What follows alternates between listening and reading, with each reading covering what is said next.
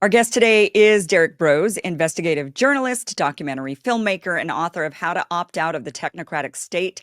He's also the co-founder of the Freedom Cell Network, a decentralized movement building local mutual aid groups for self-reliant communities. Derek has produced and narrated over a dozen hard-hitting mini-docs and full-length films, including Bringing Down Jeffrey Epstein, The 5G Trojan Horse, The Great Reset, and The PCR Deception. He's now wrapping up his most ambitious project yet, which is what we're going to be talking about today, a 17-part investigative series called The Pyramid of Power, which maps out the hidden architecture of control and asks the question we all want answered: who is really pulling the strings? Who are the people actually in charge? Whenever we hear about these various different schemes or plans or plots for, the Great Reset or whatever it might be, who is actually in charge of all of this? Derek, welcome to the show. Thank you so much for being here. Thank you, Kim, for having me back. I appreciate it. Okay, so let's dive into this 17-part series. You've been working on this for a really long time. Yeah, I started this series in the mid 2020.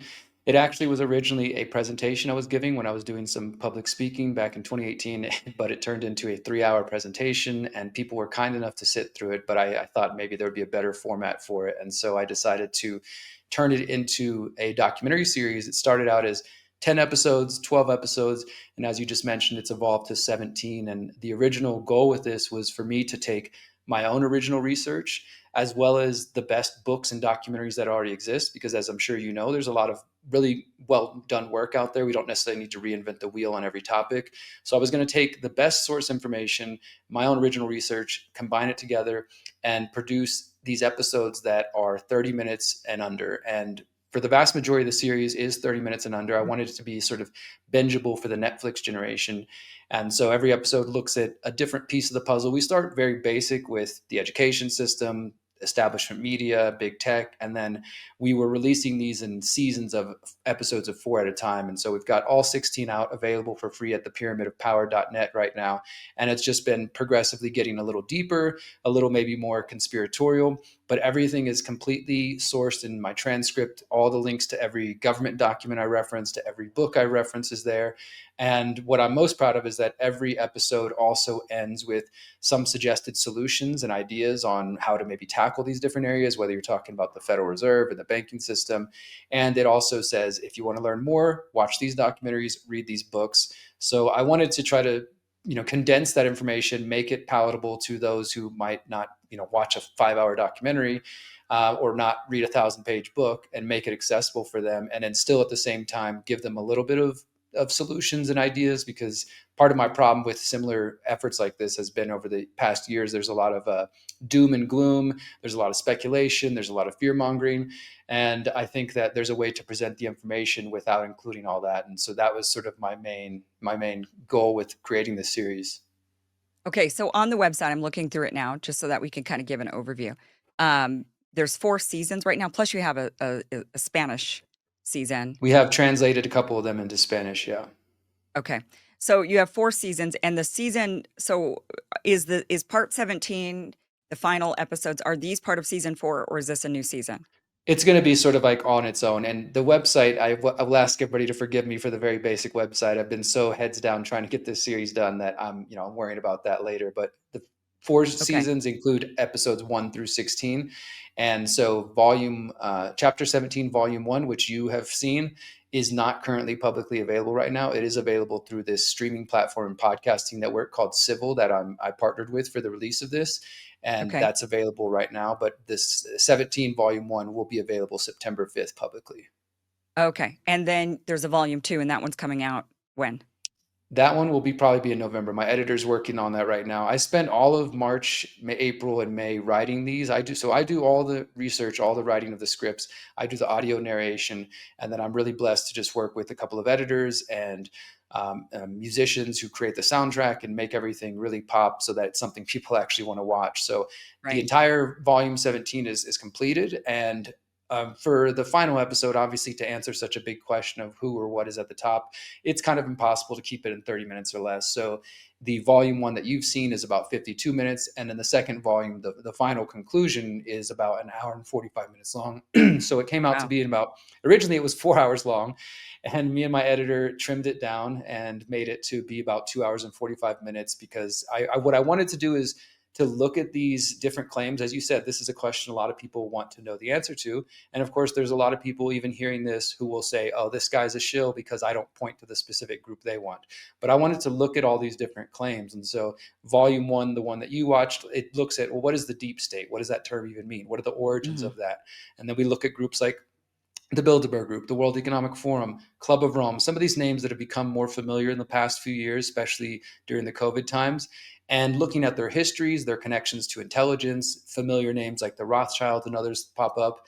And then also looking at some of these other claims that are a little bit more speculative, like we end volume one looking at this claim of the Committee of 300, which this man named John Coleman claimed he was a British intelligence officer. I'm pretty sure he's deceased by now, but he wrote a book back in the 90s called The Hierarchy of Conspiracy, the Committee of 300. And he claimed that in his alleged intelligence career that he had access to documentation which showed that there was a group of 300 men who call themselves the Olympians that sort of rule these groups from behind the scenes. We also look at the claims of the roundtable groups, which is something that came from the book Tragedy and Hope, written by Bill Clinton's actual mentor, Carol Quigley. And he actually gained access to the Council on Foreign Relations documents back in the 60s. And he said after viewing all these documents, it was clear that this group, the Council on Foreign Relations, and the men behind them had been manipulating not only American, but British and European politics for at least the last 150 years. So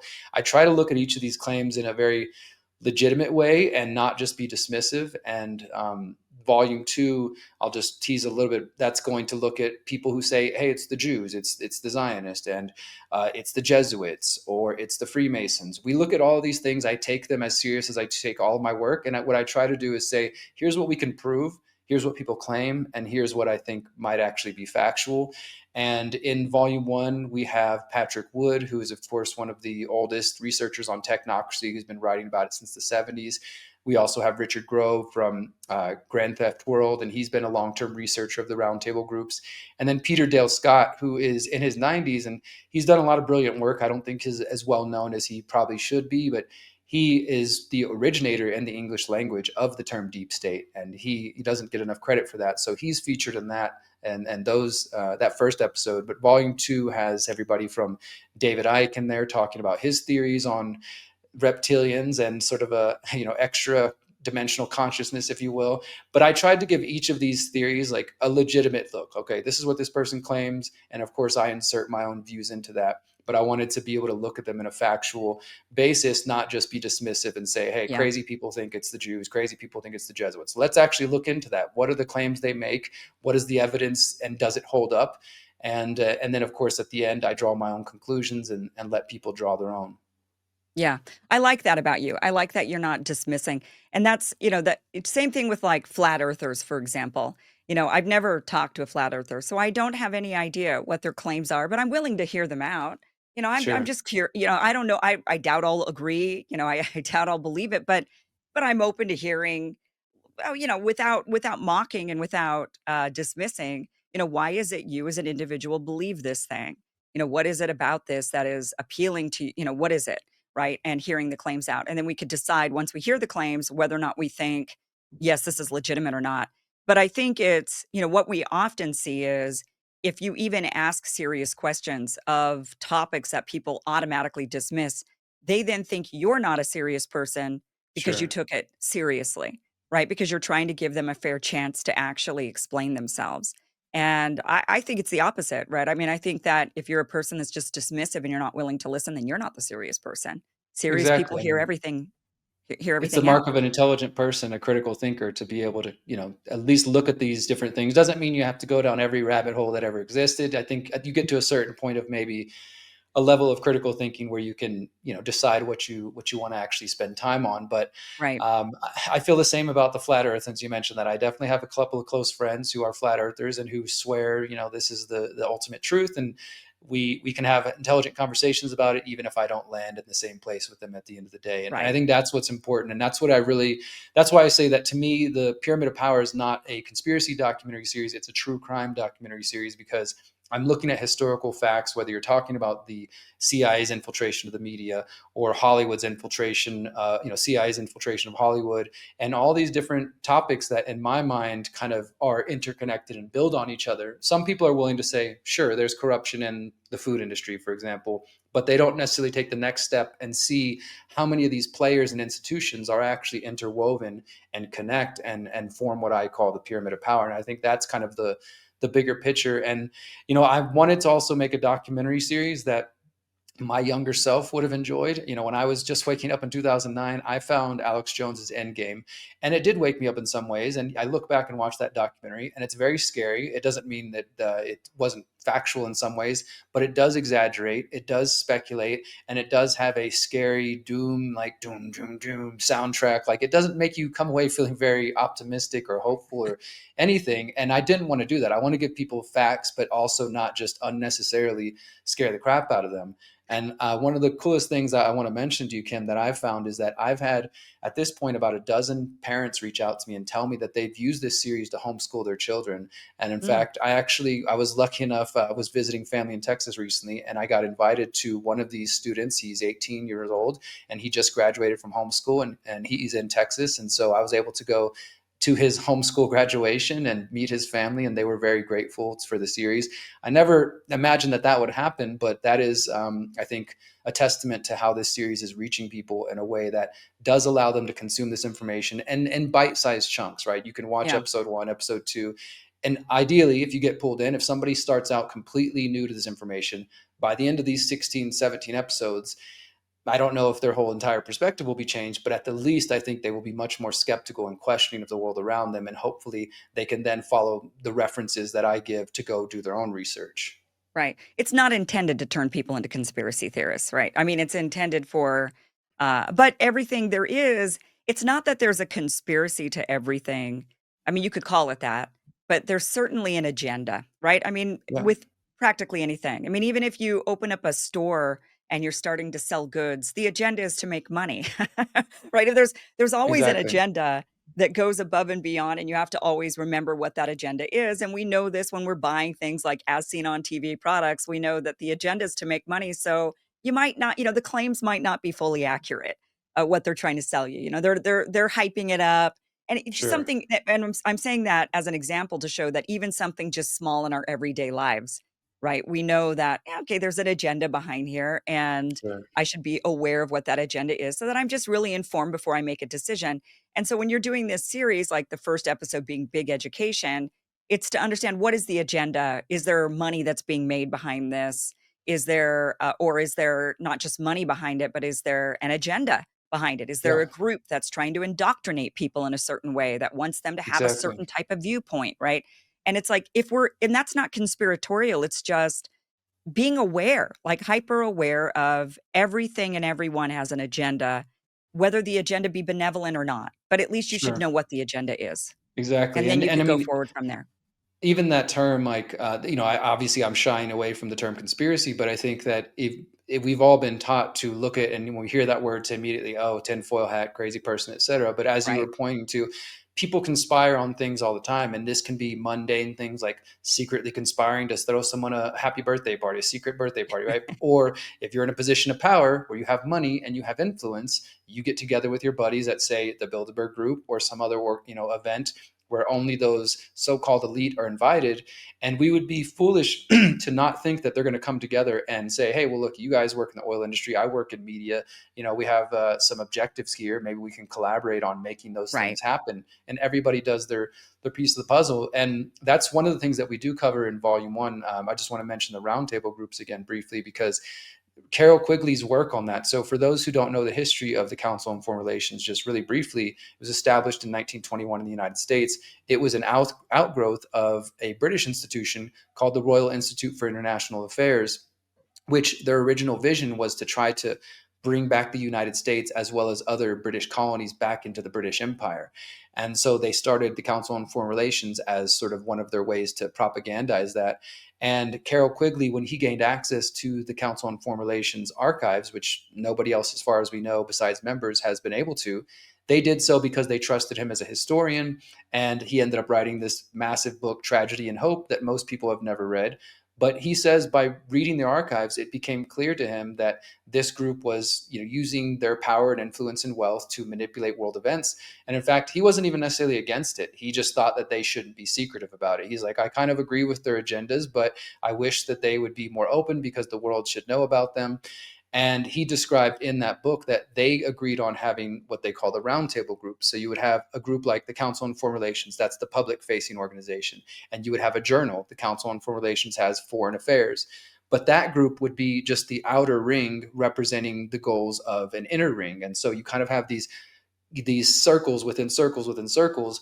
And he said that that's a model that they've continued to use. And so we might see groups like the World Economic Forum, very public, we know them, we can point to them, but in reality, they're using this roundtable group where they're representing interests from people who might be a little bit more secretive. And that's what I kind of start to get into in volume 2. Well, who are those people? If this is a roundtable sort of model, who's in that final roundtable, so to speak, or who's Mm-hmm. the real interests that are being represented? And Carroll Quigley, after he died, a second book was published called The Anglo-American Establishment. He had been writing it up until the time of his death. And although he originally agreed and thought, hey, this group is, doing good things, but they should be known to the public, by the end of his life, there's a quote that I quote in volume 1 where he says, all countries should be very weary of allowing men to do what they did in Britain, which was to take control of the country secretly and direct its affairs. So by the end of his life, he finally came to believe that something nefarious was going on. But during his life, he was kind of lamenting that so-called conspiracy theorists were using his book to point to the fact that, hey, there's a secret society over here. And in fact, he even named them. They were called the Society of the Elect. And then they also had the Society of the Helpers. That was one of the names that they gave the inner circle and some of the outer circles. So this is all documented. Of course, people could come away with different interpretations if they want, but this is, as far as we know, the closest anybody's come in the last 100 years or so to actually seeing some of the inner workings of these types of groups. And so that's what volume 1 tries to really outline for everybody. And then with volume 2, we're going to pick it up and actually, okay, well, now we understand the structure. Well, who sits at that final round table? Is it the Jews? Is it the Masons? Is it the Jesuits? And we're going to go through these different claims. We've got G. Edward Griffin and Mark Passio, James Corbett, a lot of really great researchers who've been at this for a long time, all sharing their perspectives. And as I said earlier, I'm not trying to force my perspective or my agenda on anybody. Of course, I'll have my conclusions, but ultimately try to present the information in as much of a clear-headed, real, tangible way that isn't fear-mongering and speculative, and let people draw those conclusions. Do you fear that you've left some groups out? I mean, I can think right now of like Oh, Skull and sure. Bones, Illuminati, right? I mean, did you cover those? Were they I part do of this? talk about the Illuminati, the original historic Illuminati in volume 2, and this is why like it ended up being an hour and 45 minutes. And as I said, it was originally 4 hours, and it was like, as I'm trimming through, I'm taking things out. And that was a hard process for me because I'm like, to me, it's all important because I'm just a super nerd with the history and the research and stuff. But I realized, okay, I can take this out and it's not going to take away. But I did look at the Illuminati, the Jesuits, all those groups. I didn't touch on Skull and Bones. I do in chapter 16 when we talk about religion and secret societies. But there's so many other groups. I mean, you've got Opus Dei, you've got the Knights of Malta. I mean, obviously, you could Right. go infinitely with this if you wanted to, but I had to sort of draw some, make a sort of a conclusion of like, all right, I acknowledge there's other groups out there. And ultimately, I am very much prepared for the fact that probably nobody's going to be happy with my conclusion, especially if people are coming to this with their own preconceived notions. Like they're certain it's the Jews, they're certain it's the Jesuits. Right. Right. People are already ready to call me a shill if I don't draw the conclusion they want. And that's fine. Like I'm trying to look at what we can actually prove and what is just speculation and hearsay and online, internet rumors. And that's where I Yeah. feel more comfortable. So I do look at a lot of groups, but I could never, I couldn't claim that I covered every single secret society or group that exists out there. Yeah. Or even just wealthy people, individuals who are extremely wealthy. We do cover that as well in the volume one that you saw. Of course, we do talk about groups like BlackRock and Vanguard and State Street because obviously more and more people are aware of their power. And then in the Yeah. volume two, we also look at the claim of what's called the Venetian black nobility, which is one that I heard over the years, but I hadn't really dove in until this writing this script. And that is essentially the claim that the real power is the old European royalty houses, like, even though now they're sort of paraded out as just celebrities, but in fact, and there is definitely truth to this, they're actually the majority landholders across Europe and other parts of the world. And so the idea is that it's actually these old families that originated from Venice, Venetian, and Rome, and Mhm. in that area that have kind of realized that when you're a king and a queen and you're out publicly, you get beheaded. But maybe if we stay behind the scenes and sort of allow ourselves to be lesser known. These are names that have way more wealth than a Rockefeller or a Rothschild, but the vast majority of us wouldn't know these names off the top of Hmm. our head. And so I definitely look into those claims as well. Interesting. Well, I'm excited to watch the final chapter of this. I know it's almost 2 hours long, the last one, but that's the one that's supposed to answer the questions, right, of who's actually pulling the strings. And that one comes out in November, right? Yeah, That's we're working on it right okay. now. I literally Okay. need to record the audio, the script's written and everything, and my editor's gathering all his. If you saw, you watched volume one, so I do want to just give a big credit to him because he does some amazing 3D graphics and building scenes like from scratch to make this something that people can really follow along because it's dense Yeah. information, and I understand that. It is. It is. It is, but it was, accessible. Like, I wouldn't say it was just so, because sometimes I'll read stuff and it's like, love Whitney Webb, she's one of my absolute favorites, but sometimes I read her stuff and I'm like, "Oh, I have to read this 3 times over Sure. before I'm my very brain will cognizant of grasp that. it." Like, I Yeah. wanted to be able to tell it in a way that doesn't become overwhelming, and I'm proud of the way it turned out. I think we did a good job of building on top of each other.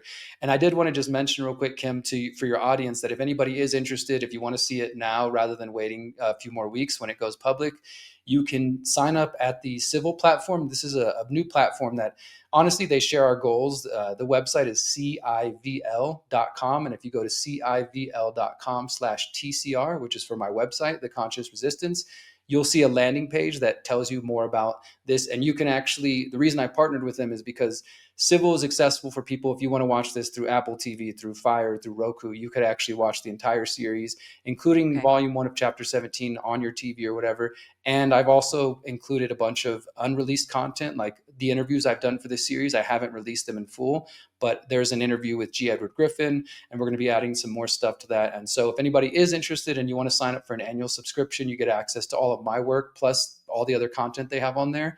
And their whole goal is upgrading civilization and promoting liberty and things like that. So people can sign up. Again, civl.com/TCR, and the code is TCR20, and that'll give you 20% off an annual subscription. And that supports them, supports my work. But if you can't do that, just wait till September 5th, and then it'll be available at thepyramidofpower.net and all of my channels. Okay, so TCR20 is the code Yep. to get Yep. 20% off. Okay. I do recommend the series. I've started watching it. I haven't watched the whole thing, but I do like how you do cover, establishment media, big tech, the military industrial complex.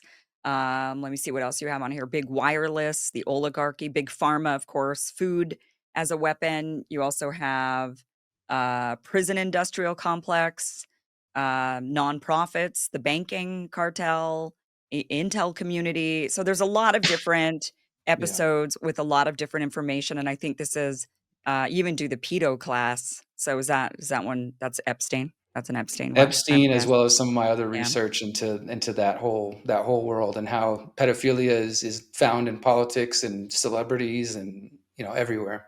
yeah. It's a great series. I'm excited to watch the final episode. I have my theories on who I think is pulling the strings. I don't think there's, really any one group doing it. I think it's kind of like sports, where there's a bunch of different groups that are all powerful at different times. And certain times, one group is more powerful than another. They're able to Sure. gain more power, and they kind of start pulling more strings. And then in another few years or however long, another group gains power. And I Sure. think that behind the scenes, they fight for the power. I think that they fight with each other over it, and they vie for it, and they try to figure out how they can one up the other group and their agendas, because everybody's got slightly different agendas, different motivations. Some are religiously based, and they've got religious motivations for what they do. Some are financially based. They just want to make money. Some, I think, like a Bill Gates of the world has like a God complex, just wants to be known as somebody who saves the world, because he's got Yeah. all the money, so he doesn't care. It's more You're about the gonna like the prestige. conclusion then. You'll like the conclusion Okay. then. All Because right. I do have I have I'll just share, I have people who say they believe there's nobody at the top, they believe it's an ideology, they believe, so there's definitely different perspectives. We look at these groups, but I also have a few people in there who have a different take on how to answer that question. Okay. Well, very interesting. Derek Rose, thank you so much for being here. We do have the link down below to watch this series and also the code. So civil.com/TCR with the code TCR20. And also the Pyramid of Power is also there. That link is there also if you want to, if people want to check it out there. But Derek, thank you so much for joining us. And good luck. Good luck with this. Thank you, Kim. I appreciate it. Hey guys, thank you for watching this clip from the full Kim Iverson Show, which you could check out Monday through Friday, 5 p.m. Eastern at KimIversonShow.com. See you there.